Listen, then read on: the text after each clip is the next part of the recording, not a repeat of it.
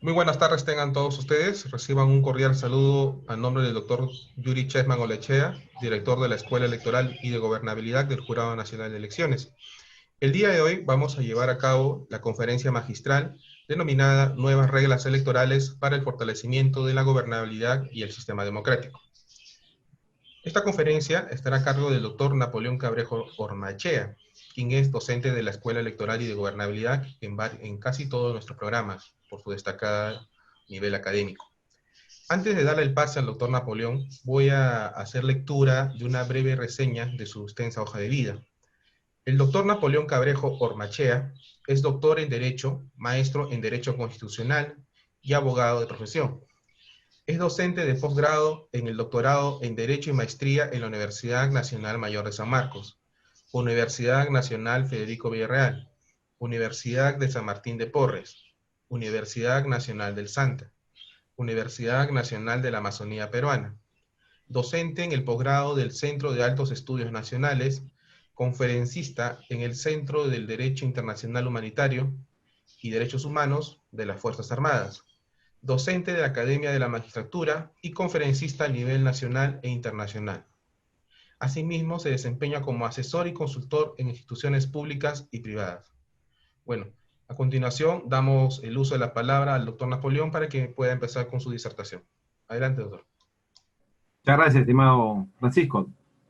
También a todos ustedes, bienvenidos a este nuevo programa de gobernabilidad y políticas públicas, donde a invitación de la Escuela Electoral y de Gobernabilidad, con su director, el doctor Yuri Chessman, estaremos con ustedes en esta tarde, el día de hoy, ratificando nuevamente el compromiso que tiene el Jurado Nacional de Elecciones en promover estos cursos de alta especialización en la materia, y con el cual también se vincula la política pública en relación a la materia electoral que nos compete el día de hoy. Voy a compartir pantalla.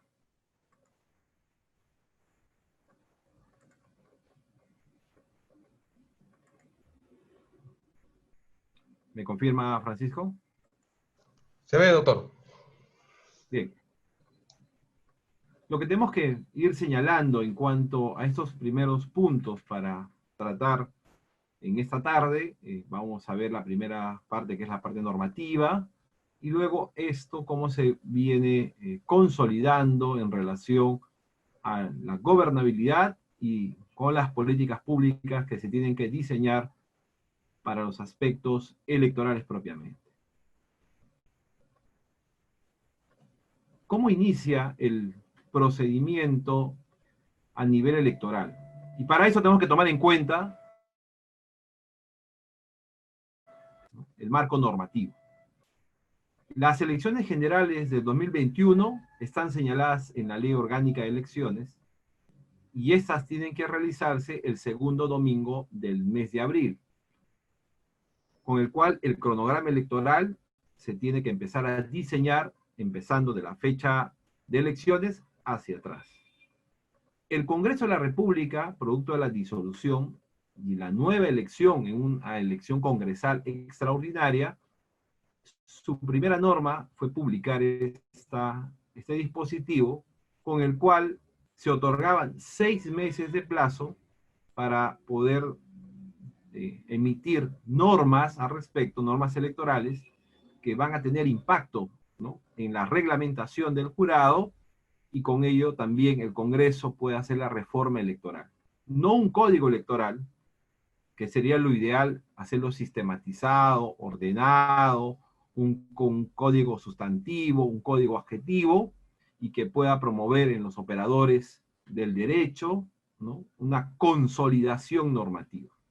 En la actualidad, nosotros tenemos, antes de esta ley de la 31010 y todas las normas que vamos a ir viendo poco a poco, teníamos ya 87 normas electorales, empezando por la Constitución Política, por las leyes orgánicas, luego por las propias jurisprudencias del jurado, algunas resoluciones propiamente, y se suman las leyes del Congreso.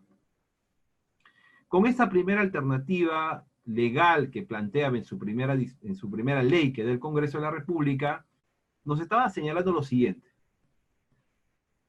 La intangibilidad electoral que se había aprobado el año 2018 señalaba un año antes del acto electoral, un año antes del 11 de abril del 2021, ninguna norma que pueda publicarse podría ejecutarse en pleno proceso electoral porque ya se encuentra convocado. Esto fue alterado por el producto de la disolución y la asunción del cargo de los congresistas en la actualidad. Con el cual, lo primero que tenemos que tomar en cuenta es que hay una fecha de convocatoria de elecciones, que son 270 días antes del acto electoral del 11 de abril del 2021. Plazo que se estaba cumpliendo hasta el 15 de julio, pero se convocó con la debida anticipación el 8 de julio, con el cual señalábamos que si la intangibilidad se hubiese mantenido, como estaba plasmado en la norma, esta no se podría ejecutar o aplicar ninguna norma a partir del 11 de abril del 2020. Se emitió la 31010 y se amplió hasta el 28 de septiembre de este año. El Congreso tiene todas las facultades para emitir las normas. ¿Y estas en qué impacto tienen? Que algunos reglamentos, como el reglamento de inscripción de candidatos, todavía no se pueda publicar, y eso también, el cronograma electoral, no pueda consolidarse, porque como tienen impacto directo en el proceso electoral, se tiene que esperar el plazo señalado por esta ley para que puedan emitirse toda la reglamentación que el jurado tiene al respecto y que están directamente vinculadas al proceso electoral. Esto también implica para la democracia y para la gobernabilidad inseguridad jurídica y por el otro también algunas preguntas que se están formulando, pero que no tienen respuesta y que la van a tener cuando se presente el caso concreto. Entonces, primera norma, 6 meses y puede superar al plazo de la convocatoria de elecciones como sucedió en la práctica. Esta ley se ejecutó en el mes de marzo, se da la convocatoria en el mes de julio y todavía seguimos emitiendo normas en el Congreso que tienen incidencia electoral. Se realizó esta convocatoria para el 11 de abril del 2021 conforme al decreto supremo y en el cual se convoca a elecciones generales para el domingo 11 de abril del 2021, para la elección del presidente, de 2 vicepresidentes, de 130 congresistas y de 15 parlamentarios andinos. ¿Cuál es la novedad que nos puede dar acotación esta normativa? Que es la segunda vuelta. Si revisamos todas las convocatorias anteriores, cuando se emitía el decreto supremo de convocatoria a elecciones generales, la segunda vuelta tenía como plazo 30 días después de concluido el proceso electoral. Entiéndase, 30 días después de concluida la primera vuelta. Tendría que convocarse a la segunda vuelta. No había señalado fecha.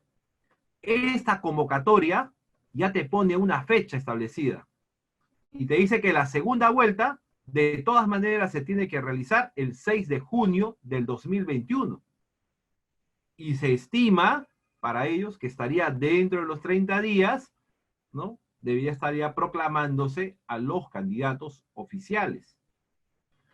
En la práctica tenemos 60 jurados electorales especiales, ya que el jurado ya tiene aprobado en resolución que se van a implementar para este proceso de elecciones generales y que una vez se realice el 11 de abril el proceso del acto electoral, porque todo proceso electoral tiene fases, tiene hitos. El primer hito, que es el más importante, es el hito de inicio, la convocatoria a elecciones. El segundo hito, más importante, es el proceso de la democracia interna o elecciones internas, como está señalado el día de hoy en la norma. El tercer hito hubiese sido a las elecciones primarias. Como se ha suspendido para este proceso, lo que se tiene es ahora, como hay democracia interna y elecciones internas, la tercera fase sería la inscripción de candidatos. La cuarta fase, el cuarto hito, sería el acto electoral, donde todas las personas van a ir a votar el 11 de abril. La quinta fase, el quinto hito, sería la presentación, la absolución de las nulidades y las observadas. Y finalmente tenemos la proclamación de resultados. Los 6 hitos importantes. ¿Dónde se tiene, aparte de la inscripción de candidatos, también en la fase del proceso electoral, se tiene una alta carga laboral de expedientes, donde se acumulan los cuellos de botella, es después del acto electoral, después del 11 de abril, porque se presentan nulidades, porque se tiene una alta carga de actas electorales observadas. Entonces se tiene que trabajar de manera intensa desde el 11 de abril, ¿no? Estas tendrían que estar como máximo resueltas tanto por el Jurado Electoral Especial y por la segunda instancia del Jurado Nacional de Elecciones, tendrían que estar resueltas como máximo hasta el 6 de mayo.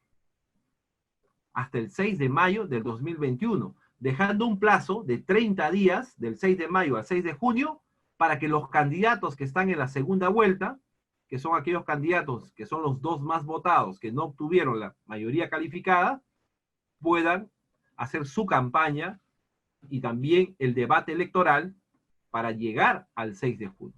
Eso es un reto para el sistema electoral en su conjunto, especialmente para el órgano resolutor de los conflictos electorales, como es el Jurado Nacional de Elecciones. Entonces, estamos hablando que del 11 de abril, donde se van a dar las elecciones, implica ahora cuál va a ser el diseño para mantener esta gobernabilidad de ejecutar recursos humanos, recursos logísticos, ¿no? Y lo cual implicaría que los miembros de mesa tengan una buena labor al momento de hacer el acta de escrutinio. Porque ya lo dijo el día de ayer el jefe nacional de OMPE, las elecciones van a ser presenciales, ya no hay votación electrónica. Entonces, como tal, la capacitación de OMPE a los miembros de mesa tiene que ser una capacitación que va a ser virtual, pero a los miembros de mesa, porque el error que se comete para las actas electorales observadas, donde se tiene un aumento significativo, es en las elecciones congresales. Porque como se tiene que calificar por ahora, todavía está vigente el voto preferencial, y estamos todavía en listas cerradas, desbloqueadas, tienen que escribir el número. Y a veces en el escribir el número, ¿no? Cuando se hace el cómputo general, no se entiende el 8, no se entiende el 9, suman mal los votos, a veces hay más votos que votantes, lo cual incluye la nulidad del partido o la nulidad del acta electoral. Ese es un reto también para un organismo electoral, y todo eso lo tiene que resolver en primera instancia el electoral especial. Y solamente puede ser válido ese resultado con la resolución del Jurado Nacional de Elecciones en segunda instancia. Entonces, cuando ya te marcan la fecha, como la que estamos señalando, el 6 de junio del 2021, ¿cómo era el 2006? ¿Cómo era el 2011? ¿Cómo era el 2016? Las elecciones se hacían el segundo domingo del mes de abril. Y la segunda vuelta se estaba realizando entre la quincena, entre la segunda y la tercera semana de junio. No se hacía la primera semana del mes de junio. Para muchos ha pasado desapercibido. Tenemos primera vuelta, tenemos balotaje, entonces vamos a ejecutar la segunda vuelta y que el Jurado Nacional de Elecciones entienda con la OMPE cómo pueden dinamizar el flujo de trabajo para ejecutar los errores humanos que tienen los miembros de mesa en el llenado de las actas de escrutinio, ¿no? Y que van a ser capacitados de manera virtual. Los antecedentes en la data estadística nos demuestran que las actas electorales en elecciones generales y sobre todo para elecciones congresales suman más del 85% de errores humanos. O sea, mala suma, ¿no? El cual al momento de sumar hay más votos que votantes, ¿no? Y eso genera actas electorales observadas por error material. Y lo cual, por cada acta, por cada partido, se tiene que efectivamente realizar una resolución para que eso pueda ingresar al sistema de cómputo de la OMPE y se procese. Esto podría denominarse una falta de previsión normativa por parte del Ejecutivo. Y segunda situación, en la parte de las políticas públicas. Las políticas públicas están diseñadas para implementar medios que faciliten, ¿no?, la vida cotidiana del ciudadano. Hacer más fácil, a través de las instituciones, el servicio que se presta a la ciudadanía. Pero cuando estas normas te ponen determinados parámetros, ponen una exigencia doble o triple a aquella entidad electoral que tiene un plazo muy ajustado y el cual, no por el trabajo que realiza la entidad pública, sino que tiene que resolver los problemas que fueron generados por terceros.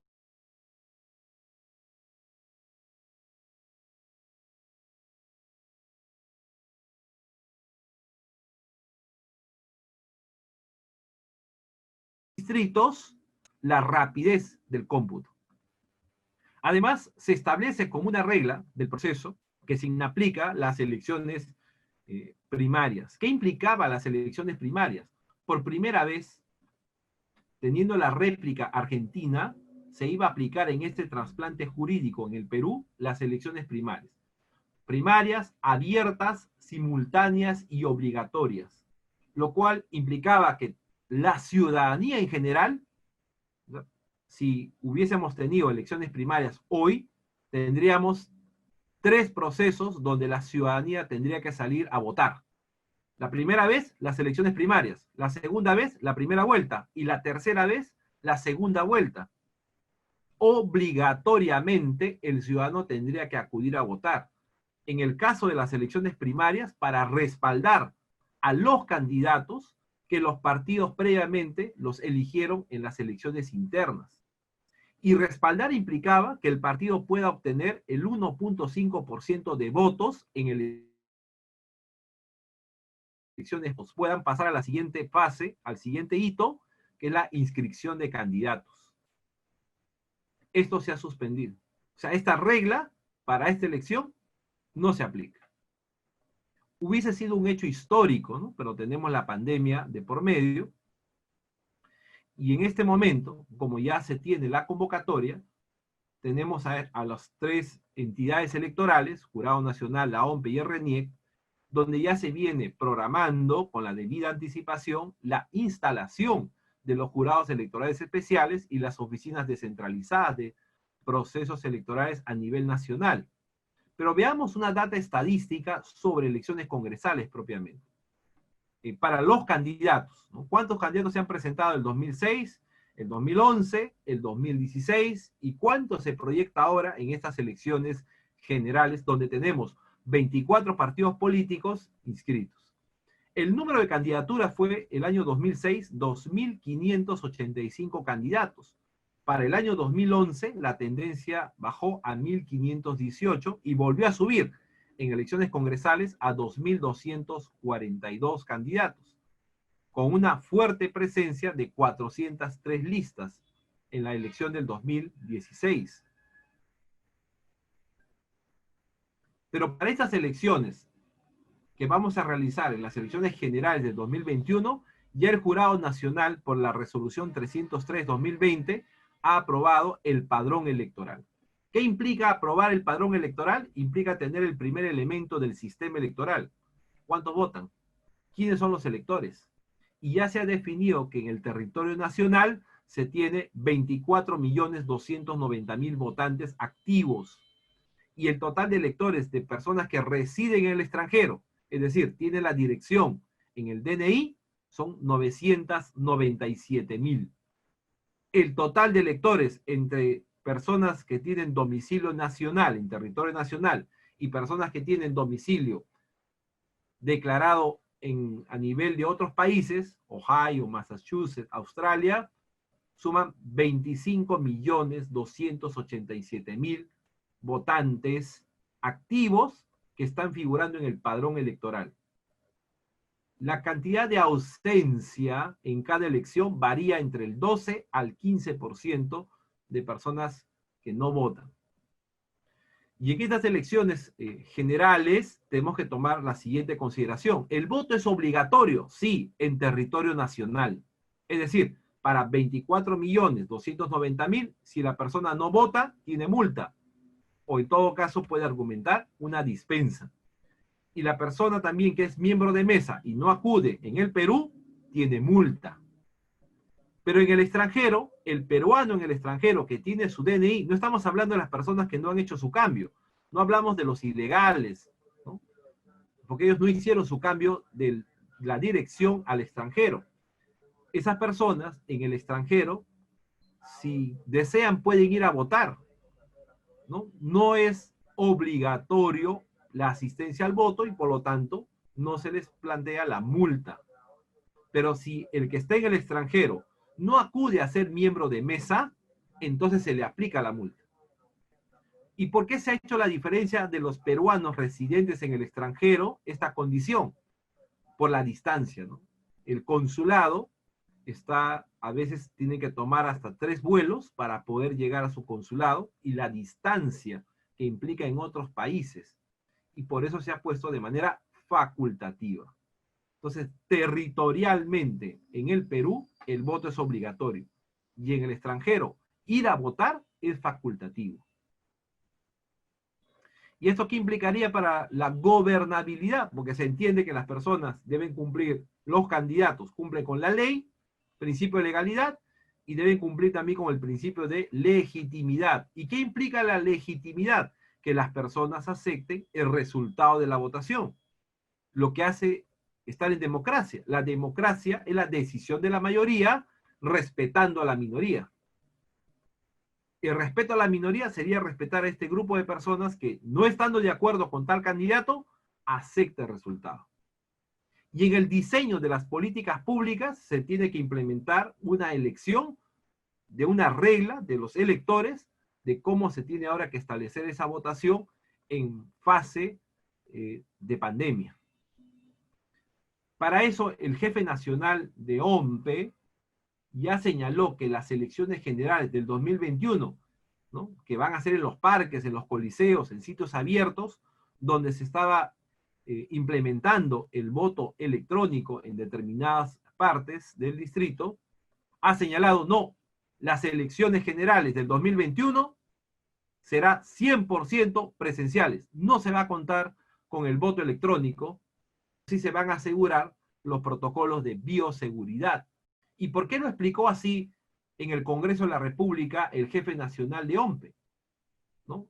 Estamos regresando a la convencionalidad del voto, es decir, hacer nuestra cola a nuestra mesa de sufragio con las debidas medidas de bioseguridad, tener nuestra papeleta, nuestra cédula de sufragio y ejercer nuestro voto, con el cual las actas también van a ser actas manuales, van a tener que llenar el resultado como se ha hecho en las elecciones del 2002, 2006, 2011, 2016. Lo importante de esta declaración que nos hace el jefe nacional de OMPE, nos dice que el voto electrónico presencial obliga a tener un estudio que determine la certeza de que el voto electrónico funciona o que el voto electrónico no funciona. Y como no se ha hecho ese estudio, es irresponsable usarlo. Lo dice el jefe nacional de OMPE, con el cual podemos, en la parte de la academia, señalar, o sea, OMPE diseña el voto electrónico no presencial. Un diseño de una votación con un sistema que no fue auditado por ninguna entidad y no ha tenido ninguna auditoría internacional, el código fuente, ni ninguna revisión. Y el mismo jefe nacional de OMPE declara que no es posible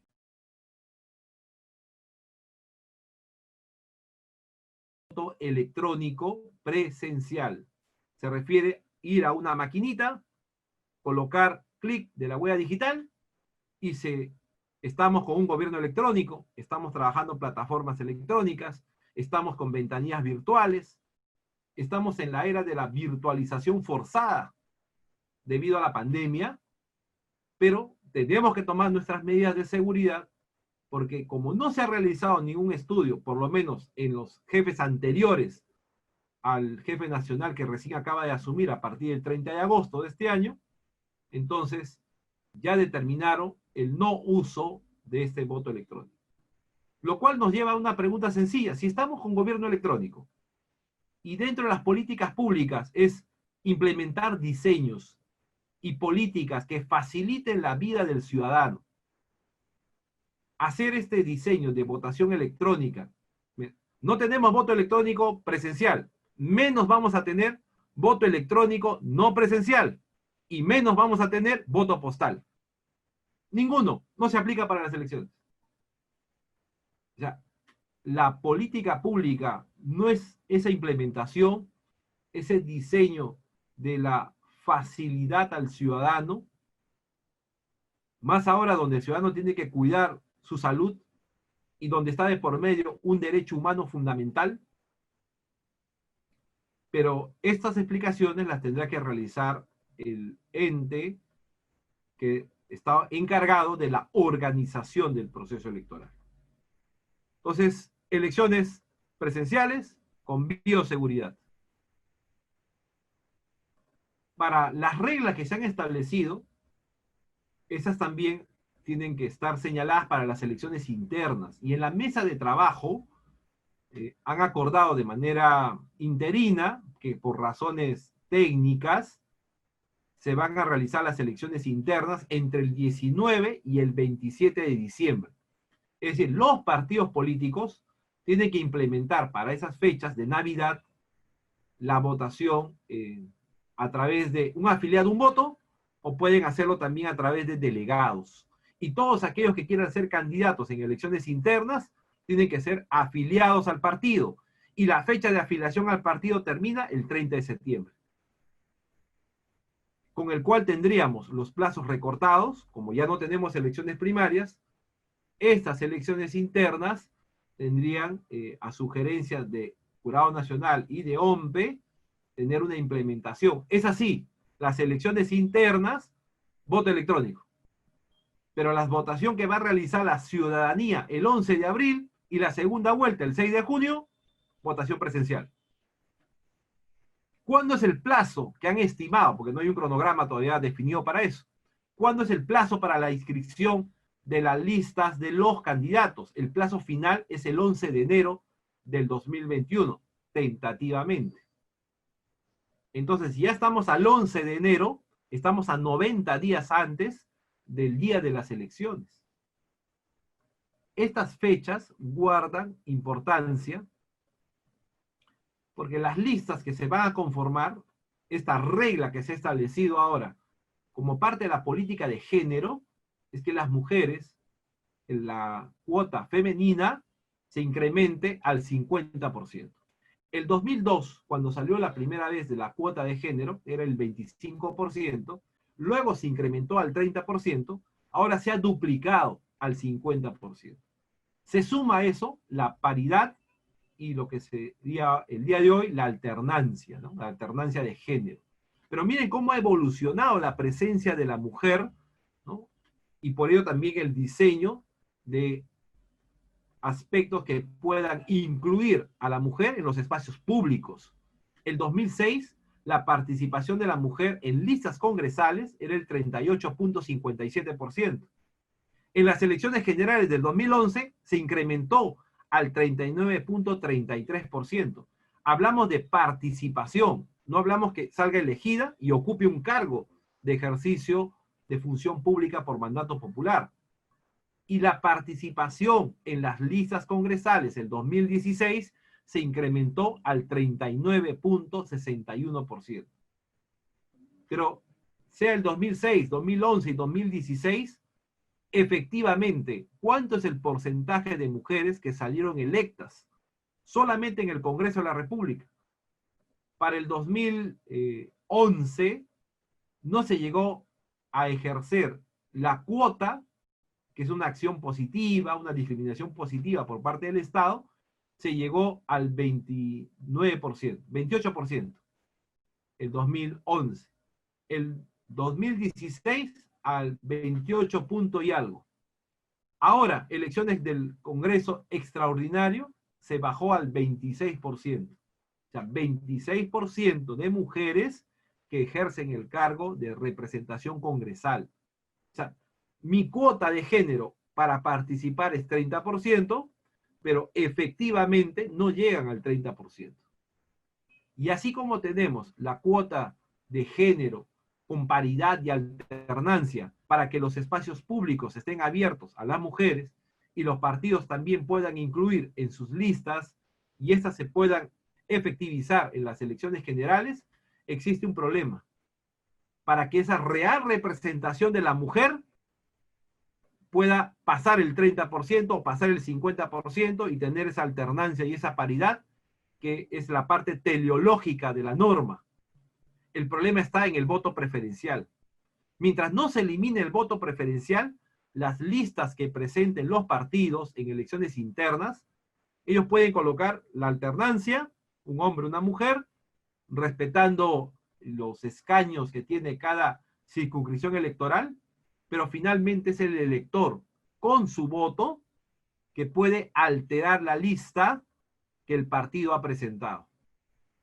Por lo general, si fuesen 8 escaños en una determinada circunscripción electoral y solamente 4 candidatos son los que ingresan, por el perfil del elector, las mujeres terminan votando por varones.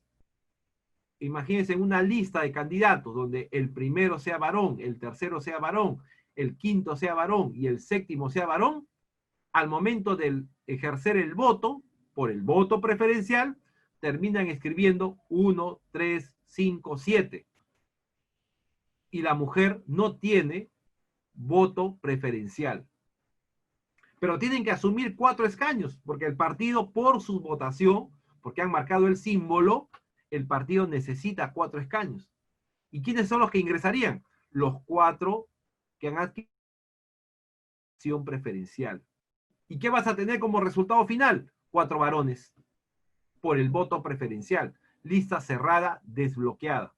Eliminar el voto preferencial implica tener una lista cerrada bloqueada desde las elecciones internas.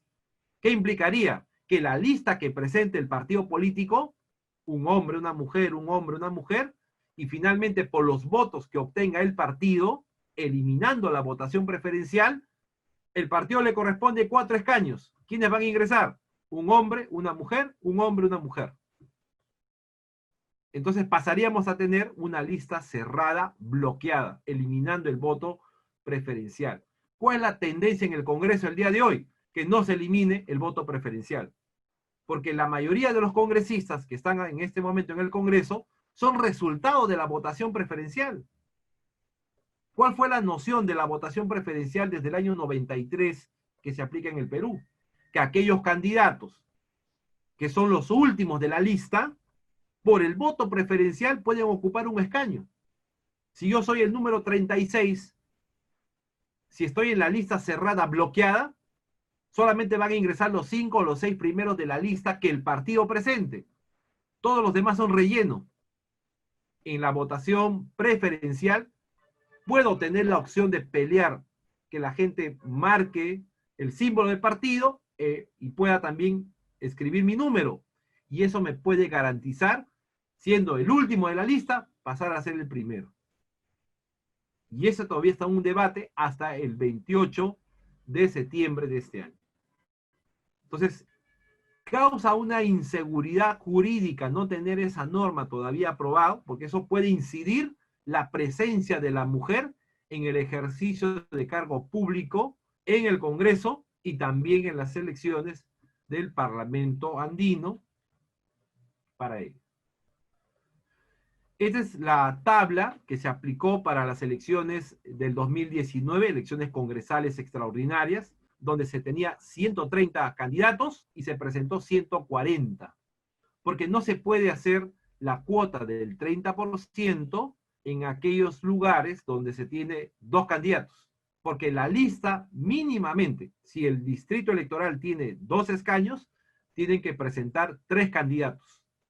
Y de esos 3 candidatos, sí se puede sacar la cuota de género, ¿no? Entonces, si son 3 candidatos, mínimamente uno será mujer o será varón.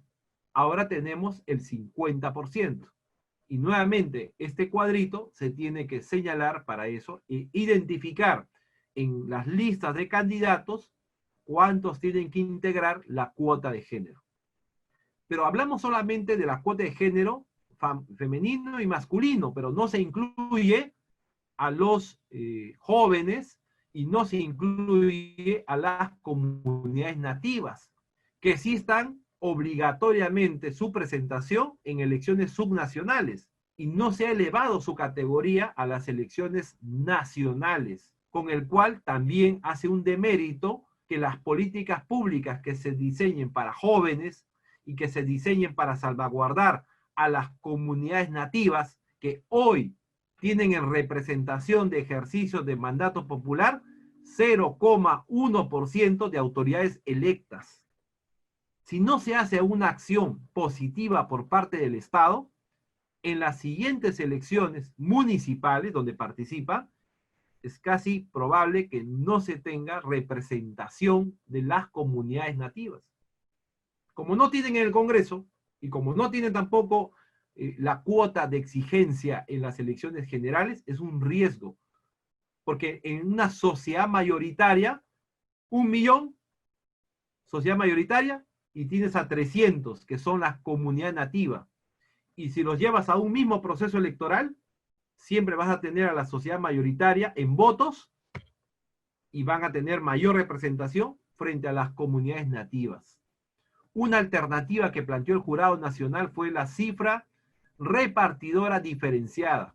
Es decir, que solamente entre nativos, entre miembros de la comunidad nativa, puedan hacer su elección y puedan salir electos y respetar esa votación. Eso está planteado en el Código Electoral y eso no se tomó en consideración. Otro detalle que tenemos que adicionar a ello, a las elecciones congresales, que no se estableció como una regla, pero que también distorsiona la gobernabilidad, porque se entiende que el elector tiene que conocer quién va a ser mi representante. Y como en otros países, tiene que haber una conectividad y yo tengo que conocer, siendo yo el candidato, conocer quiénes son mis electores, saber quiénes votan por mí y el elector me conoce. Pero aquí en el Perú sucede lo contrario. El elector conoce a su candidato por la televisión, porque existe esa disociación de acercamiento entre el elector, el electorado y finalmente el candidato. Porque muchos, por ejemplo, no son de Lima, ¿no? El domicilio, el arraigo domiciliario, solo se exige en elecciones municipales y regionales. No se exige en elecciones presidenciales, congresales, ni de parlamento andino. Lo cual implica que una persona que vive en Puno 50 años puede venir a postular por Lima o puede postular por Loreto, sí. ¿De quién va a depender que salga electo? Del electorado. Si hace una buena campaña, hace un marketing electoral prudente, puede ser electo congresista por Loreto, sin conocer a nadie en Loreto y sin haber vivido en Loreto. Porque el domicilio no está señalado, incluido entre el candidato para una elección congresal y el arraigo domiciliario. Por eso es que varios candidatos de Lima, que han salido electos en Lima, no viven en Lima. Han tenido que alquilar un departamento. Finalmente, y se han trasladado a Lima, porque no vivían en Lima, o sea, no residen en Lima, no tienen arraigo en Lima, no trabajan en Lima, pero han sido electos congresistas por Lima. Y lo mismo va a suceder en esa posibilidad, doctor, puede pasar con los candidatos que van a postular al distrito de residentes peruanos en el extranjero, también. Los peruanos en el extranjero en este momento están pensando que van a tener representantes en el Congreso que efectivamente en su DNI vivan en Ohio, vivan en Massachusetts. No va a haber jurados electorales en los consulados. Los jurados electorales son territoriales a nivel nacional. Y la designación de los personeros lo van a hacer los partidos políticos a través del consulado para que tengan presencia de personería en esos consulados.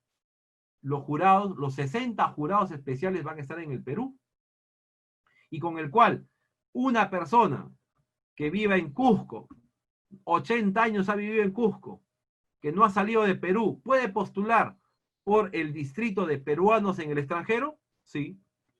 porque no aplica el domicilio. ¿De quién va a depender que salga electo? De los peruanos en el extranjero cuyo voto no es obligatorio. Su voto es facultativo. Y la estadística demuestra que cuánto es el porcentaje de ausentismo de los peruanos en el extranjero. ¿Cuántos votan? El 15%. El 15% de más de casi 1 millón de peruanos en el extranjero. Y con ese 15% puede ser electo congresista. O sea, ¿y dónde está la falla entonces en política pública? Con relación a la representación del mandato de ejercicio de cargo popular. O sea, esos detalles no están especificados.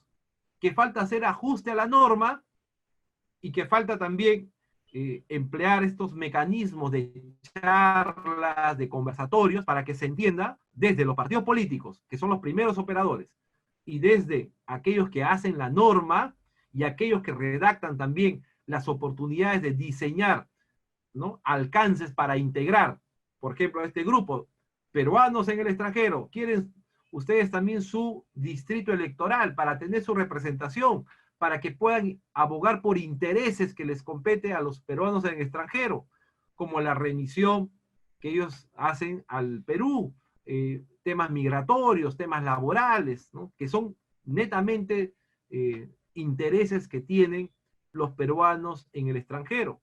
Pero sin embargo, quienes presentan la lista, que son los partidos políticos, pueden optar por alguien que reside en el extranjero y que va a tener la primera dificultad, porque la solicitud de inscripción de candidatos tiene que estar firmada por el candidato. Y todavía, si es que no se aplica la firma digital para algunos casos, porque solamente la firma digital se está exigiendo para el personero legal. Todavía no ha salido la reglamentación de inscripción de candidatos que se exija la firma digital para firmar documentos de los candidatos. Por ahora, estamos recurriendo a la firma presencial, documento firmado, como se hacía el 2019 y como se hacía el 2016. La norma todavía no se aplica para ello. Luego, esta ley, la 31030, lo que nos señala es justamente esta cuota de género que estamos conversando, la participación activa de la mujer, y por eso todo el diseño de la política de género para cerrar esta brecha de los roles que deben cumplir también las mujeres en la sociedad. Abrir espacios, no solamente en elecciones congresales, también en los partidos políticos. Los directivos de los partidos políticos, entiéndase, el Comité Ejecutivo Nacional, deben también tener el 50% de hombres o mujeres intercaladamente, con el cual todos aquellos directivos con mandato vencido, directivos nacionales con mandato vencido, tienen que realizar su renovación hasta el 30 de septiembre. Al contrario, tienen que hacer la prórroga del mandato de acuerdo al estatuto de cada partido político. En ese escenario de haber elecciones para la directiva nacional del partido, esta tendría que incluir el 50% de varones y mujeres intercaladamente, que es un paso adelantado. Ya no estamos solamente de la lista de candidatos, ahora se está mirando también la dirección de los partidos. Porque si ustedes revisan en la historia partidaria, las secretarías de la mujer, se entiende que debería ser ocupado por una mujer. Y en varios casos ha sido ocupado por un hombre. Un hombre ocupaba la secretaría de la mujer. ¿Eso qué implica? Que todavía, no es que no se tengan mujeres dentro de los partidos políticos, sino que determinados sesgos, patrones, estereotipos, todavía rodean a la cúpula partidaria para impedir acceso de la mujer. Y eso nos lleva también al acoso político. Por eso que la política pública de género incluye la salvaguarda también legislativa del acoso sexual y del acoso político, que se ha planteado también como una alternativa en el Código Electoral. ¿Qué implica el acoso político en una elección? ¿Dónde lo puedo ver? Lo puedes ver cuando es candidato y cuando finalmente es elegida en cargo de mandato popular. La mujer, cuando va a una entrevista para su campaña, ¿no?, al varón, que le termina preguntando cómo va a ser su diseño de campaña, cuáles son sus propuestas, cómo lo va a realizar, en cuánto tiempo, bajo qué presupuesto. Y cuando va la mujer a una entrevista, ¿no?, a una radio, le pregunta, ¿y cuál es su plato favorito? ¿En qué tiempo va a atender a sus hijos? ¿Quién va a estar al cuidado de sus hijos en su casa? Y miren cómo va cambiando la entrevista, finalmente dirigido con otro objetivo, ¿no? Y cuando finalmente la mujer sale electa, y eso pasa mucho con las regidoras en provincia, a la mujer le exigen, mujer regidora, le exigen que vaya todos los días a la municipalidad a firmar. Si no, no cobra su dieta. Cuando la exigencia de la ley, ¿cuál es? Que solamente los regidores acuden cuando existe convocatoria a sesión. Y también cuando solicitan información pública, no les entregan. Y existe también la violencia física de los alcaldes contra las mujeres regidoras, donde les cierran la puerta para no ingresar a la sesión de consejo. Esa es la realidad que está pasando a las mujeres que salen electas. Y por eso también la política pública tiene que ingresar esos aspectos, no solamente de la protección penal, o la protección de la línea 100, o la protección del Ministerio de la Mujer, sino que también hay aspectos que se abren para poder tener representación femenina, pero que esta representación sea una representación que favorezca a las mujeres. Y eso que no estamos hablando de los jóvenes, y no estamos hablando de las comunidades nativas, y los afrodescendientes también están solicitando su participación, ¿no?, a través de su cuota, y también los LGBTIQ, ¿no?, también una participación como grupo vulnerable. A través de la resolución 304-2020, el Jurado Nacional ya estableció, primer elemento, ¿cuántos votantes tenemos? Padrón electoral. Segundo elemento, las circunscripciones. Este segundo elemento del sistema electoral ya se ha definido, ¿no? Son 60, que lo vamos a ver en un momento. Y ahora, ¿cuáles son los escaños, ¿no? Son 130 escaños. Y el Jurado Nacional de Elecciones ha determinado que vamos a tener, resolución 304-2020, vamos a tener 27 circunscripciones electorales. Cada departamento es una circunscripción electoral, y Lima se divide, ¿no?, en Lima provincias, Lima metropolitana, Callao, y tenemos 130 congresistas. ¿Qué ha pasado con Lima, que es el número 15? Lima tenía, hasta la elección del 2016, 36 representantes. Ahora tiene 33 representantes. Como a los peruanos en el extranjero, que es el número 17, tiene 2, se le ha respetado sus 2 cupos al Congreso, sus 2 escaños al Congreso. Entonces Lima debería tener en este momento 34, ¿no?, porque tenía 36 para el 2016. ¿A dónde se fue ese escaño que le correspondería? Haciendo el análisis también a nivel del Jurado Nacional de Elecciones y haciendo el redondeo, se ha determinado que ese escaño se le ha quitado a Lima y se ha puesto para Ucayali. Ucayali ahora tiene 3 representantes, 3 escaños al Congreso. Eso nos lleva también a una disociación en el actual contexto que estamos señalando, porque yo debo tener un número representativo, ¿no?, que representen a la sociedad en su conjunto en el Congreso, lo cual implica ampliar de 130 a 150 o 180 representantes, donde podamos conectar, ¿no?, los que nos representan y los representados. Pero si mantenemos 130, si ya con 36 candidatos al Congreso por Lima Metropolitana, varios de ellos no vivían en Lima, varios de ellos venían de provincia, varios de ellos necesariamente no conectaban con la población de Lima Metropolitana, salvo por la televisión, ahora que ha bajado a 33 candidatos, ¿se podría volver a repetir la misma situación o se agravaría la representación, la conexión entre quien sale elegido y el elector que sí realmente vive en la capital, ¿no?, vive en Lima Metropolitana? Entonces, ahí están los 130 escaños, aprobado también por la resolución del Jurado Nacional de Elecciones, y aquí tenemos las circunscripciones electorales, ¿no?, que es el segundo elemento del sistema electoral. Ya se ha definido ¿no? Que estas 60 circunscripciones, lo cual también implica que si el jurado nacional tiene 60 jurados electorales especiales, OMPE también debe tener 60 oficinas descentralizadas, al igual cantidad que los jurados especiales. Lo tienen Amazonas, ¿no? Lo tiene 2 que están en Chachapoyas y Bagua, lo tienen Ancash, lo tienen Apurímac, también 2, en Arequipa también tiene 3, en Ayacucho tiene 3 jurados especiales, Cajamarca tiene 3, Callao tiene 1, en Cusco tiene 2 jurados electorales especiales, Huancavelica tiene 1, Lambayeque tiene 2, y Lima tiene 10 jurados electorales especiales que se están instalando para ello. Y el jurado que va a abarcar a los extranjeros es el jurado de Lima Centro. Lima Centro 1 es el que va a realizar la inscripción de los peruanos en el extranjero y que finalmente también va a contabilizar los votos que realicen en el extranjero.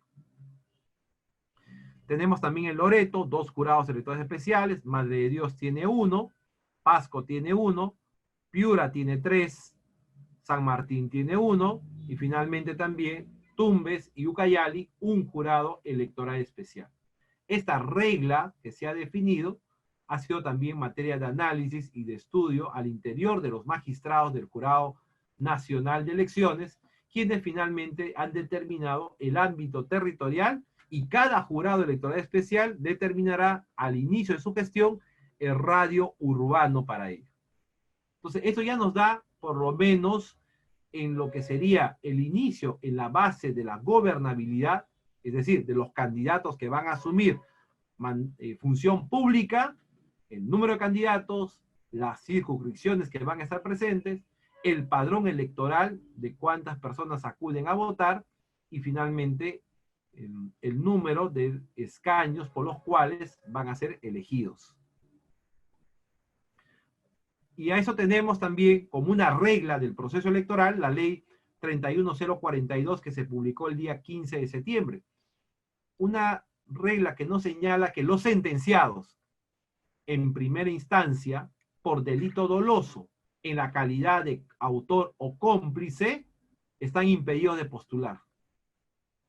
El derecho político es un derecho humano fundamental, porque está señalado como parte del Pacto de San José de Costa Rica, pero también está señalado como un derecho fundamental en nuestra Constitución política. Y el derecho político termina siendo un derecho de configuración legal. Es decir, no solamente bastan los requisitos que me pone la Constitución política, sino que adicionalmente a ello tengo que cumplir con lo que la ley señala. Por ejemplo, no mentir en la hoja de vida, no falsear mis datos en la hoja de vida. Eso no está en la Constitución, está en la ley. Y como tal, como exigencia de la ley, tengo que cumplir con lo que la ley señala para que mi derecho fundamental la pueda ejercer debidamente. Es el caso, por ejemplo, que entra parte académica en la contradicción con el artículo 33 de la Constitución y que finalmente serán los magistrados del Jurado Nacional de Elecciones quienes tengan que resolver este conflicto del artículo 33 de la Constitución que señala bajo 3 causales la suspensión de la ciudadanía. Suspensión que se puede dar por inhabilitación, por los impedimentos propiamente de la tutela, o finalmente por una sentencia por delito doloso, una sentencia firme y consentida. Artículo 33. Y han llevado al artículo 34A en una ley de reforma constitucional en doble votación para que se establezca que están impedidos de postular los sentenciados en primera instancia. Y la pregunta que surge es, ¿y dónde quedan los derechos humanos? ¿Dónde queda el Pacto de San José de Costa Rica en su artículo 8.2, donde nos habla de la segunda instancia? ¿Y dónde queda el Pacto Internacional de los Derechos Civiles y Políticos, ¿no? En su artículo 14.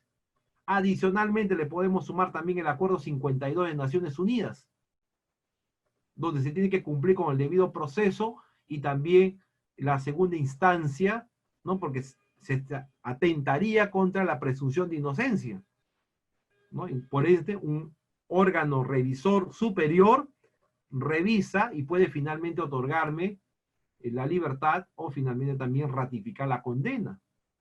Pero si eso lo aplicamos para tener ciudadanos idóneos que participen en el proceso electoral, lo primero que tendríamos que preguntar es en el sistema, los sentenciados que vamos a ver más adelante, para poder postular, el Poder Judicial tiene que remitir la relación de las personas que tienen sentencia, porque los candidatos en su hoja de vida no lo pusieron que tienen sentencia, y eso pasa a una fiscalización.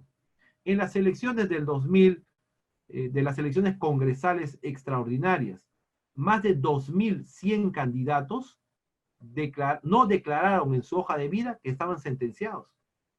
Esa información tuvo que llegar después. ¿Quién se demoró en la entrega de la información a tiempo? El Poder Judicial. Y recién cuando llegó la información, se tiene que aperturar el procedimiento de exclusión por falsedad en la hoja de vida, lo cual implica que tiene que tener doble instancia, la resolución del jurado especial y luego en apelación con la resolución del Jurado Nacional de Elecciones. Recién con la resolución del Jurado Nacional se puede excluir. Pero como la información llegó tardíamente en agosto, y esta información se empezó a procesar en septiembre, y el último día era el 30 de septiembre, entre que el jurado realice el informe de fiscalización, realice la resolución de primera instancia, proceda a la apelación en 3 días, se eleve dentro de las 24 horas al Jurado Nacional de Elecciones, y finalmente se pueda realizar la audiencia, muy pocos casos tuvieron sentencia de segunda instancia. ¿Qué se hizo como alternativa? ¿Cuál fue la decisión de los magistrados? Todas aquellas personas que mintieron en su hoja de vida porque dijeron que tenían propiedad y no lo consignaron, o porque tenían sentencia y no lo consignaron, se derivó a la fiscalía para que inicie las acciones legales pertinentes. Pero no se les pudo excluir. Y por eso es que se tuvo candidatos que postularon siendo violadores sexuales, siendo sentenciados por tráfico de drogas, ¿no? Porque no se remitió en su debida oportunidad esa información. Si eso pasa con sentenciados en segunda instancia, que tienen sentencia consentida y firme, y que cada corte superior tiene esa información, ahora imagínense una sentencia de primera instancia por delito doloso. Los juzgados de paz, los juzgados penales que están alejados, los juzgados mixtos, que están en diversas zonas del Perú, y donde no tenemos todavía un sistema único que nos pueda señalar, mira, acá tienen los sentenciados, toma la relación, una impresión, y cada corte superior pueda tener sistematizado quiénes son aquellas personas que efectivamente tienen sentencia. Eso pasó con los sentenciados en segunda instancia. Multipliquemos ahora por aquellas personas que tienen una sentencia por delito doloso en primera instancia. ¿Quiénes son los que van a saber que tienen una sentencia? Aquellos que han tenido un proceso penal. Y el ciudadano tiene que ser un ciudadano vigilante, ¿no? Para saber, y lógicamente, yo quiero postular al Congreso y tengo una sentencia en Arequipa, no voy a postular por Arequipa, ¿no? Me voy a postular en Loreto. ¿Alguien me conoce en Loreto?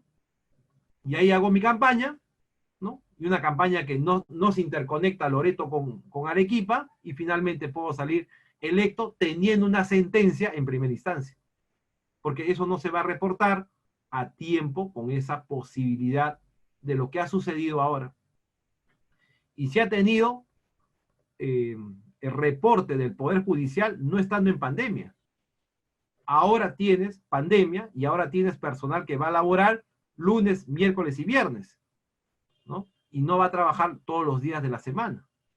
Eso ya tiene una falencia que se tiene que suplir para determinar si estas personas finalmente con la relación puedan ser excluidos. Y el segundo aspecto es si esta ley de reforma constitucional es anticonvencional, transgrede el estado de convencionalidad. No olvidemos que por los estados han suscrito a la Convención de Viena. ¿Qué nos dice la Convención de Viena? Que el Estado no puede desconocer un tratado para aplicar su derecho nacional. Y eso pasó con la pena de muerte a terroristas.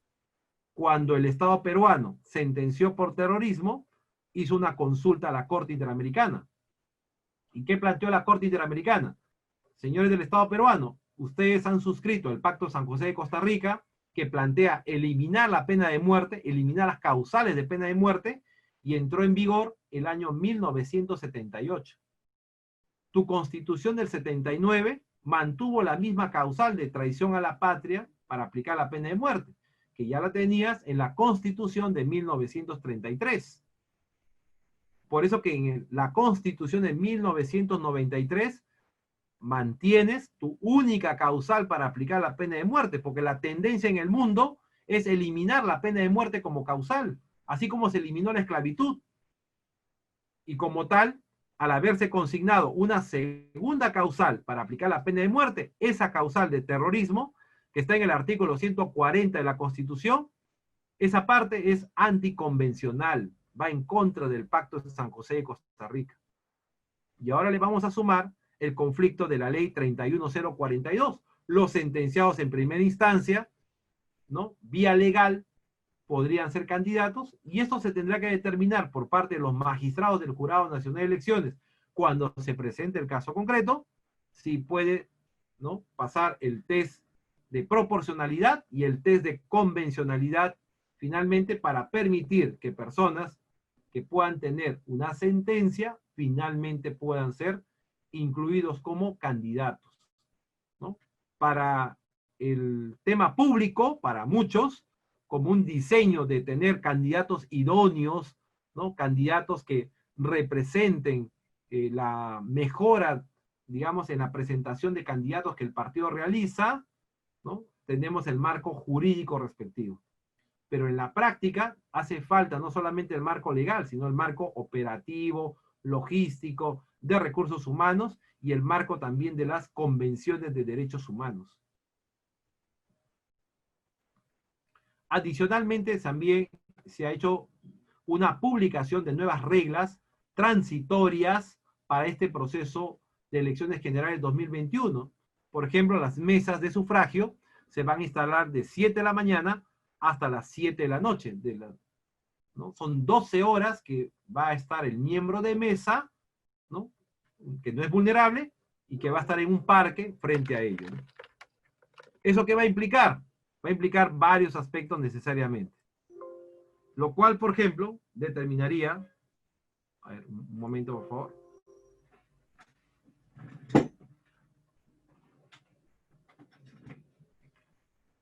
¿Esto qué va a determinar finalmente? Que el elector, el que es miembro de mesa, va a estar 12 horas, pero tenemos que sumarle. Una hora antes tiene que estar en la mesa, en su local de votación. Ya son 13 horas. Y son 2 horas como mínimo después de cerrado, después de las 7 de la noche, 2 horas para el escrutinio final. Es decir, un miembro de mesa para estas elecciones del 2021 estará aproximadamente 15 a 16 horas en su mesa de sufragio, ¿no? Tiene que tomar el acta de escrutinio y tiene que llenar los datos necesarios. Igual también las personas de COVID-19 están exentas del pago de la multa. Igual también van a estar integradas en los electores van a estar en una mesa de votación cercano a su cercanía a su domicilio, y la capacitación de los miembros de mesa va a ser vía virtual, ¿no? A nivel también de la ley de organizaciones políticas se ha establecido reglas, ¿no?, para señalar justamente a los partidos lo siguiente: deben contar todas aquellas organizaciones políticas con inscripción vigente en el ROP. ¿Hasta cuándo? Hasta la fecha de inicio del plazo de inscripción de candidaturas. Para eso, las organizaciones políticas que presenten sus listas van a tener por lo menos un portal electoral digital, ¿no?, para que puedan realizar sus trámites. Aquí podemos señalar dos aspectos a tratar. Lo primero, que los partidos políticos, dice, pueden tener una fecha para presentación de sus documentos, ¿no? Tienen que estar inscritos, ¿no?, a la fecha de inicio del plazo de inscripción de candidaturas, que todavía se ha determinado, podría ser el 30 de septiembre. Pero se habla de una fecha de presentación de documentos. La fecha es que no es solamente la presentación, sino que el partido político, para que pueda estar inscrito, el plazo de inscripción desde la presentación al jurado, pasando por la revisión de los comités, pasando por la revisión de las firmas, las observaciones, la subsanación, la publicación de la síntesis en el peruano, el periodo de tacha y finalmente la resolución de inscripción, demanda 5 a 6 meses. Y si lo van a presentar ahora hasta el 30 de septiembre, ya llegan las elecciones internas en diciembre y la fecha final de inscripción de candidatos en enero. Y posiblemente los 200 partidos políticos que compraron su formulario de inscripción no lleguen a esa fecha. Como tal, también las elecciones internas, ¿no?, se van a realizar en la fecha que hemos señalado y tienen también que estar debidamente inscritos. Para eso se tiene que habilitar un portal que inicialmente se hizo para trámites de renuncia y afiliación y ahora tiene que habilitarse un portal para todo tipo de trámite que se va a realizar en el registro de organizaciones políticas. Esa plataforma virtual se ha señalado, ¿no?, ahora como una exigencia, ¿no?, porque la primera plataforma era solamente para 2 procedimientos, ahora tiene que hacerse para todos los procedimientos que realice el registro de organizaciones políticas a la fecha. Estas son las solicitudes que han comprado los diversos partidos políticos y que están recolectando sus 24.800 afiliados, que han constituido 66 comités provinciales, cada uno con 50 afiliados, en más de 20 departamentos del Perú, ¿no? Ahí tienen a todos los partidos políticos que tienen un año. ¿Cuánto dura el formulario? Un año. Después del año caduca, desde la fecha de la adquisición del formulario. Con lo cual también los jurados electorales especiales, ¿no?, considerando el tema de la pandemia, se tienen que instalar también de manera progresiva, ¿no? Porque, ¿qué decía la norma anterior? Que los jurados electorales especiales se deben instalar, ni bien se convoca, 30 días después tienen que instalarse los jurados electorales especiales. Ahora, de manera progresiva, ¿no? Lo que es una regla que se ha establecido justamente por la organización, la sistematización que internamente tienen que realizar a nivel y coordinación de las entidades electorales. Se ha aprobado también por la resolución 310 el formato de declaración jurada de vida, lo cual implica que esta declaración jurada debe ser llenada por el candidato y también suscrita por el candidato y insertada en el sistema Declara, ¿no?, del sistema que aporta el Jurado Nacional de Elecciones para que se pueda tener la presencia de esta declaración en el sistema. Aquí existe, por ejemplo, una situación que se presenta muy a menudo, que el candidato tiene todos los documentos listos para que el personero, que tiene la clave, empiece a llenar uno por uno. Pero como los candidatos muchas veces esperan la última hora, el candidato necesita ingresar al sistema Declara antes de la medianoche para que sus candidatos por lo menos puedan presentarse. Y variada información no es consignada. Por ejemplo, el hecho de tener propiedades, el hecho de tener sentencias, que pueden estar en el expediente físico, pero que finalmente no se consigna en la hoja de vida. ¿Qué amerita ello? Que no se ha consignado, el responsable, ¿quién es? No es el personero, el responsable es el candidato porque ha suscrito la hoja de vida declarando la conformidad de la información. Y cuando se comprueba esa falsedad de la información, ¿cuál es la penalidad para ello? La exclusión del candidato por haber falseado información en la hoja de vida. Esta fiscalización de la hoja de vida se realiza también por la Dirección Nacional de Fiscalización del Jurado Nacional de Elecciones. Información errónea implicaría pues una anotación marginal, ¿no? No era E, era D, pero una omisión de información o una información falsa lleva a la exclusión del candidato por este procedimiento, ¿no? Primera instancia y con la resolución del Jurado Nacional de Elecciones en segunda instancia. Este es el formato único que ya se aprobó finalmente.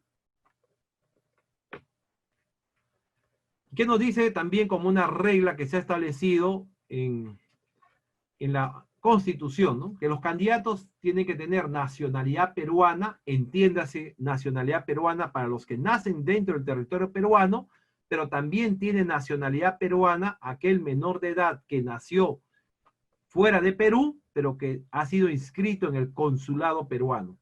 Ese también tiene la categoría de nacionalidad peruana, ¿no? Ser ciudadano en ejercicio, para ser congresista 25 años, para ser candidato a la presidencia 35 años.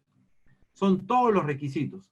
No se ha contemplado el tema del grado académico, de haber terminado la primaria, de tener algún grado suficiente para ser candidato, por lo menos al Congreso de la República, y las condiciones para poder ser también y postular sin un cargo de alto funcionario, tengo que renunciar o tengo que pedir la licencia respectiva para ello.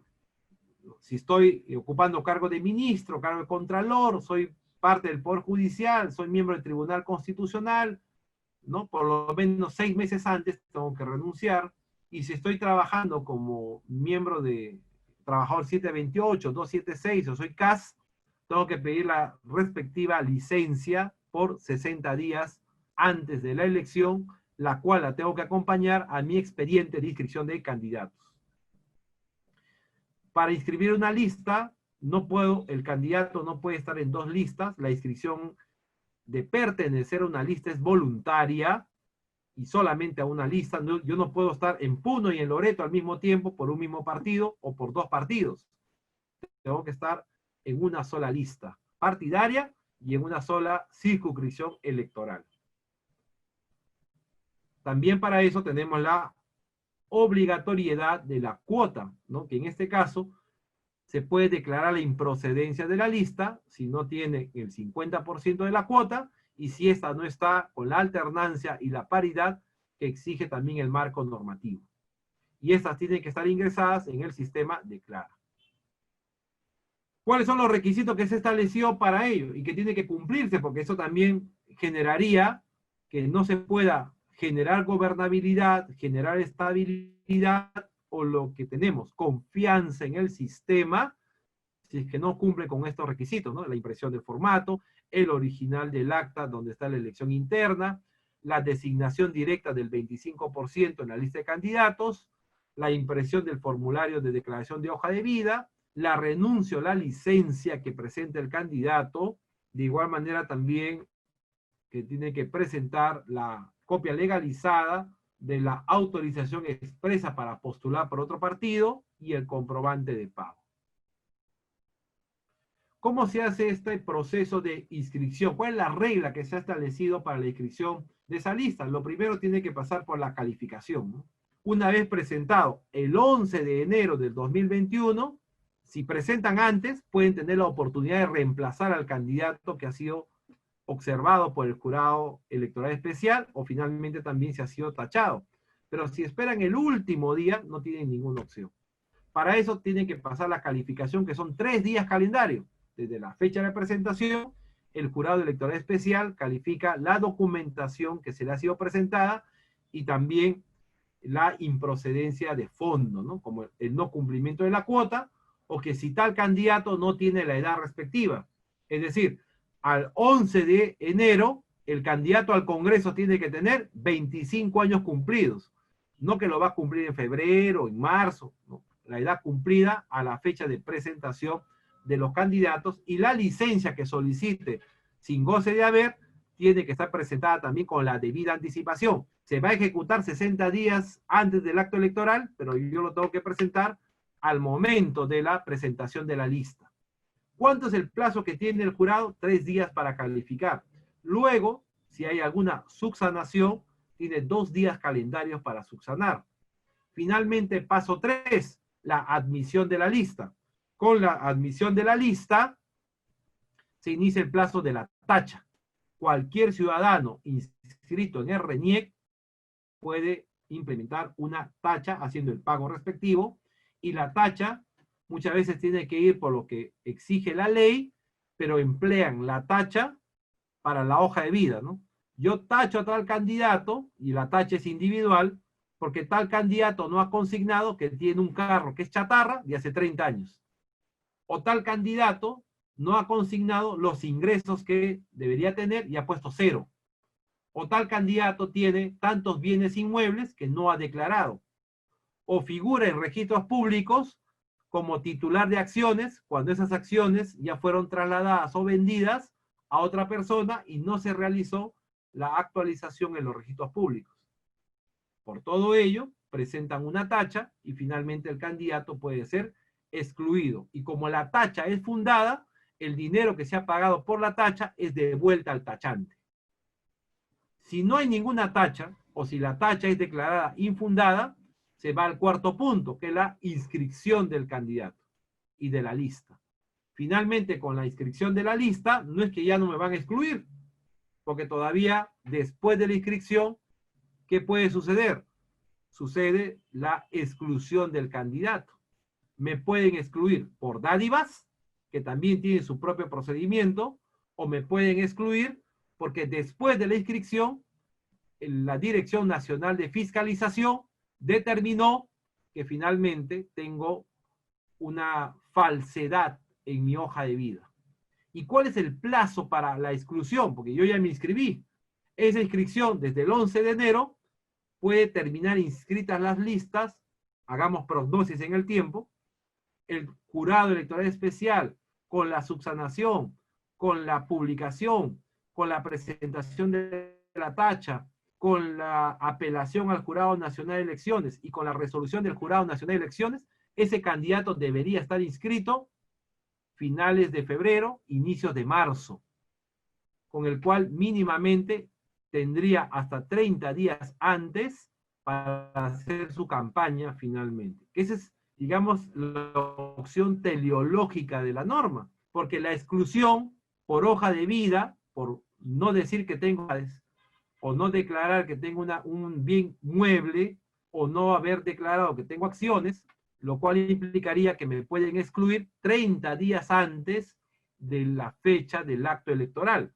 Es decir, la fecha máxima sería el 11 de marzo del 2021 para excluir. Pero si ha habido una sentencia, en el camino me han sentenciado en segunda instancia y es con sentido firme, o se ha detectado que tengo una sentencia que no es de para poder excluirme, es un día antes del acto electoral. Pasado el día de las elecciones, pasado el 11 de abril de 2021, ni el Jurado Nacional de Elecciones, ni el Jurado Electoral Especial puede excluir a un candidato. Y eso ya se tiene confirmado con la sentencia del caso Fretel, ¿no? En sentencia del Tribunal Constitucional, que la actuación del Jurado Nacional de Elecciones termina para excluir hasta un día antes del acto electoral. Después que se dio el día de las elecciones, ya no es candidato, ya es autoridad o finalmente no salió electo. Pero ya de manera posterior, si es autoridad, la única manera que puede ser excluido como autoridad sería por los procedimientos señalados en la norma. Si es alcalde o si es regidor, a través de una vacancia o de la suspensión, pero ya no como exclusión por parte del Jurado Nacional de Elecciones. Estas, digamos, son las reglas que nos ha establecido el día de hoy y que nos plantea como premisa seguir trabajando en la parte normativa para consolidar el sistema de confianza del elector y también en el partido político. Los partidos políticos son los que nos presentan y ofertan a los candidatos. Las intenciones de tener candidatos idóneos, candidatos que obtengan esa representación y apoyo popular, tiene también como premisa respetar los derechos humanos y respetar los tratados donde el Estado ha firmado y es parte. Y como tal, ¿eso a qué contribuye?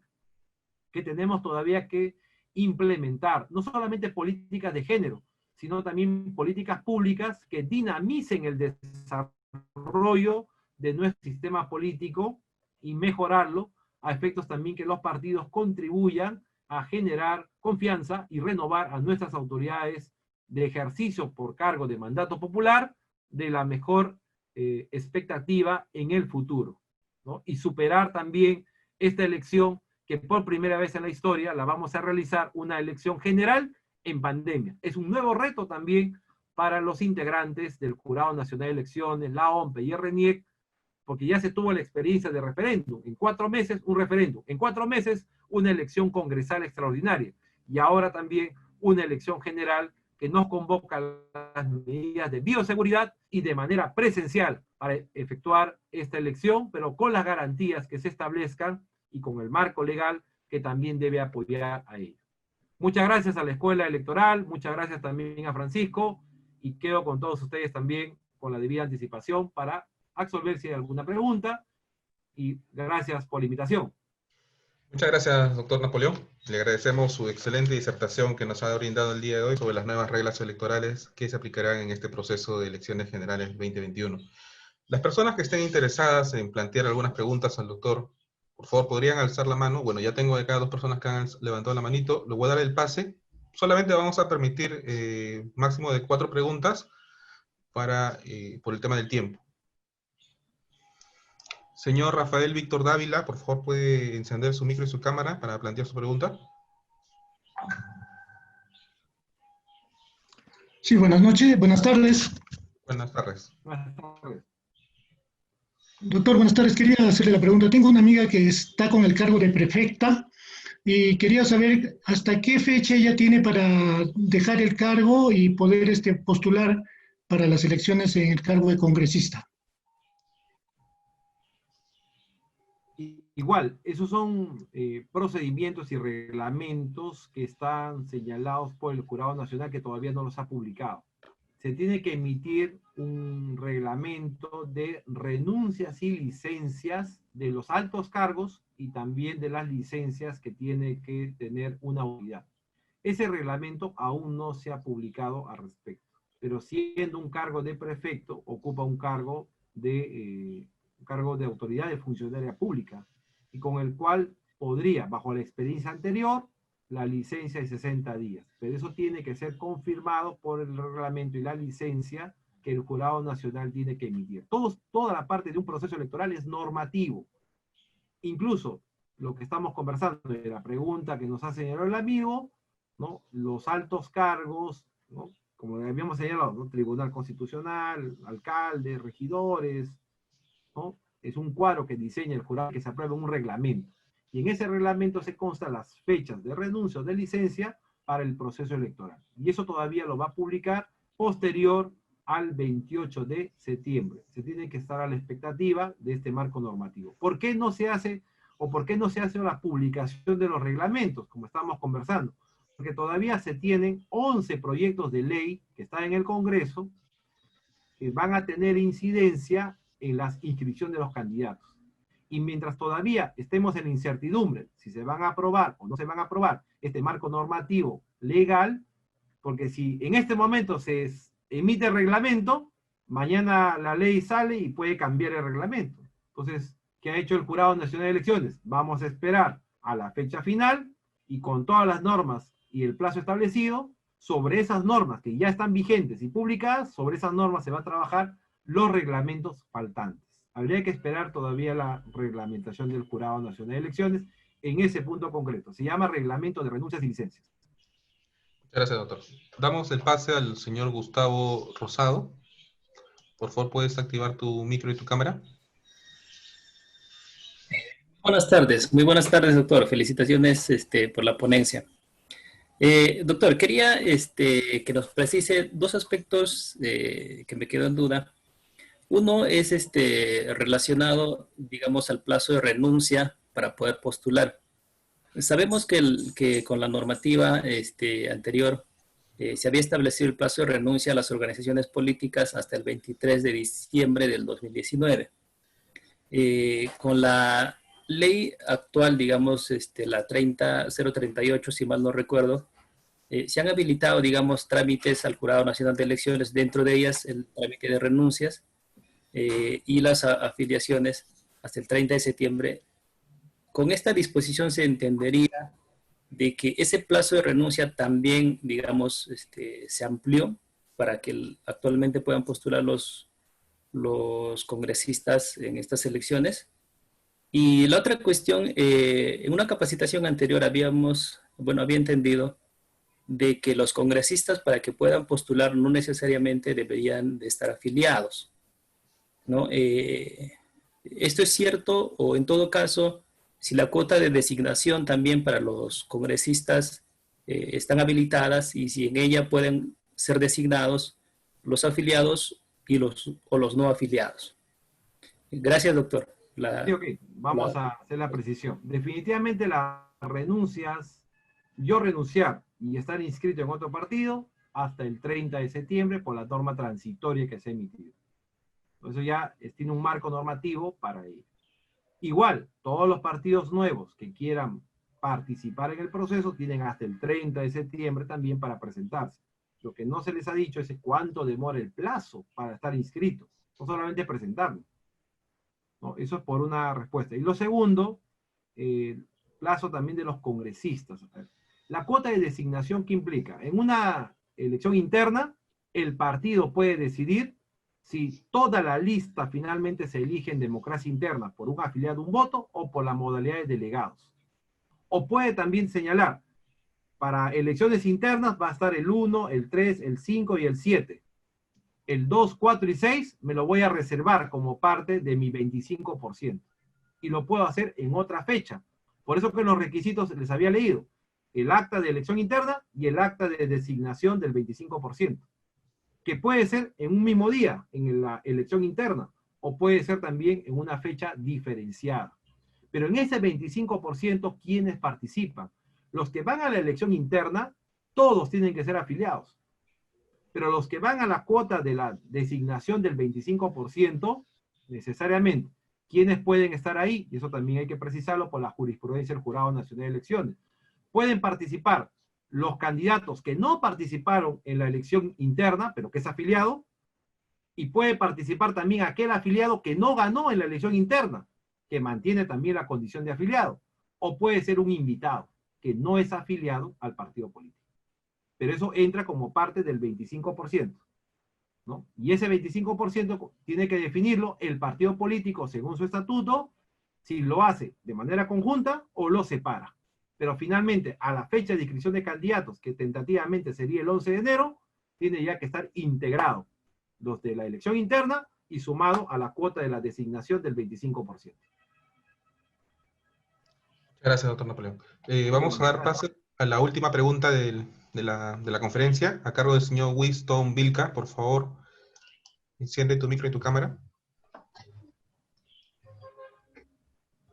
Doctor, buenas tardes. ¿Me escuchan? Sí, adelante, Winston. Qué gusto. ¿Cómo está? Buenas tardes, doctor Napoleón. Buenas tardes, Jurado Nacional de Elecciones, Escuela de Gobernabilidad. Doctor, primero, discúlpeme que tome esta confianza de felicitarlo porque gracias a sus exposiciones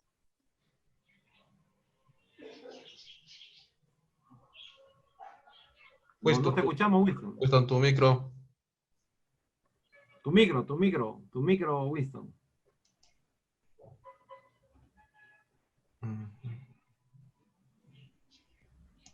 Tu micro. ¿Aló? ¿Me escuchan? Sí, ahí te escucho. Adelante. Sí, le pido disculpas ya que ha entrado una llamada. Bueno, así concreto y rapidito, hermanos doctores. Mire, ya que estamos a puertas de las próximas elecciones y que el doctor Corbeto ha dicho de que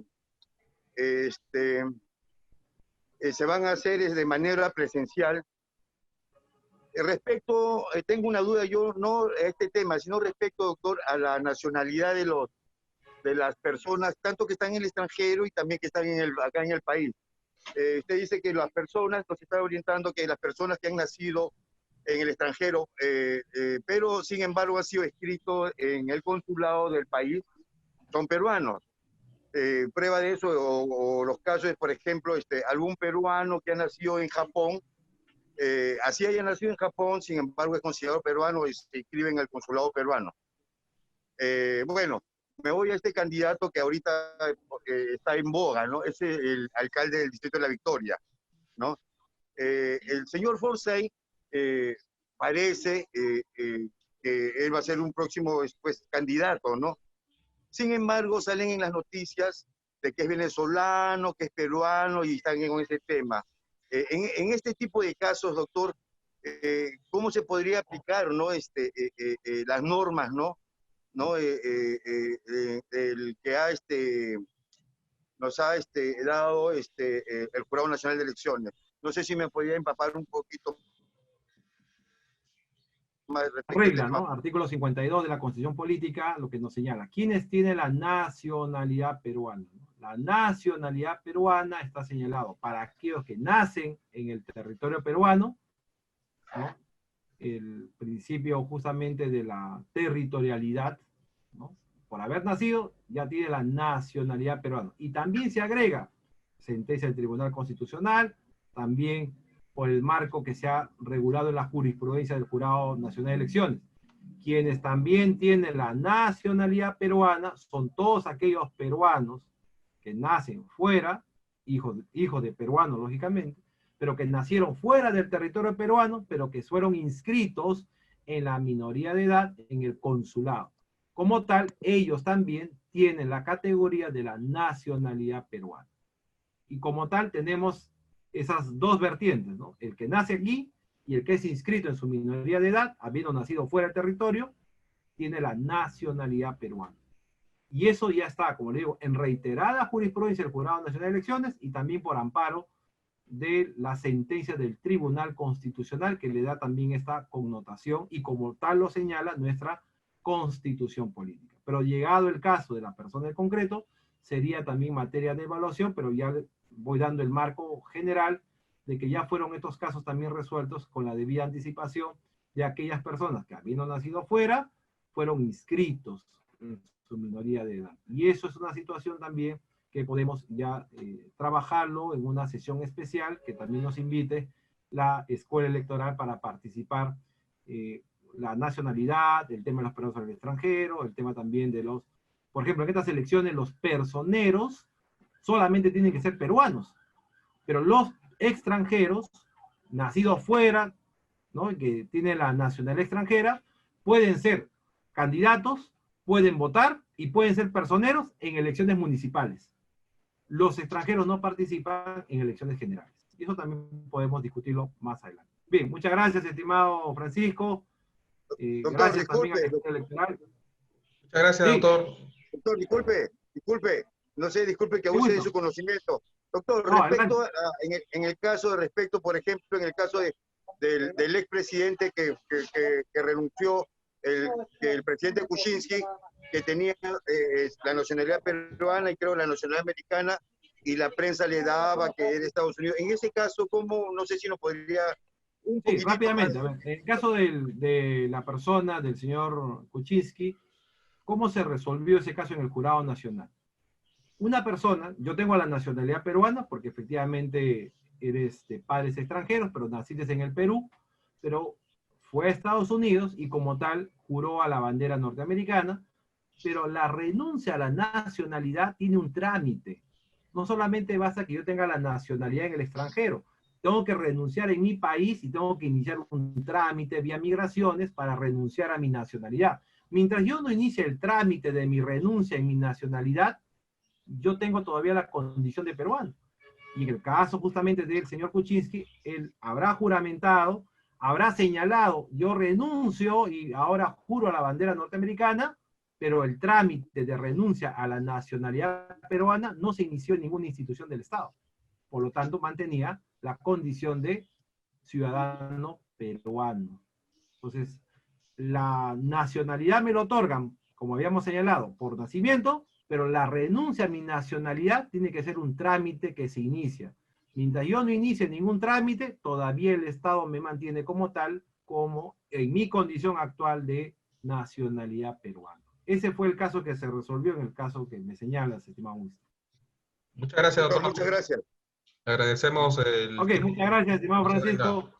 Y gracias también a la Escuela Electoral y en esta charla inicial que estamos teniendo con todos ustedes y esperando tener también otras oportunidades para conversar sobre los diversos temas que involucran a la materia electoral y al derecho electoral, que es una nueva vertiente y ahora lo vamos a tener en su máximo esplendor a las elecciones generales del 2021. Muchas gracias. Muchas gracias. Muchas gracias también a todos y a todos los participantes. Les pediría que por favor puedan activar su cámara para hacer una captura de pantalla para nuestra nota de prensa. Un minutito más va a demorar eso. Ya. Muchas gracias a todos y a todas. Que tengan muy buenas tardes.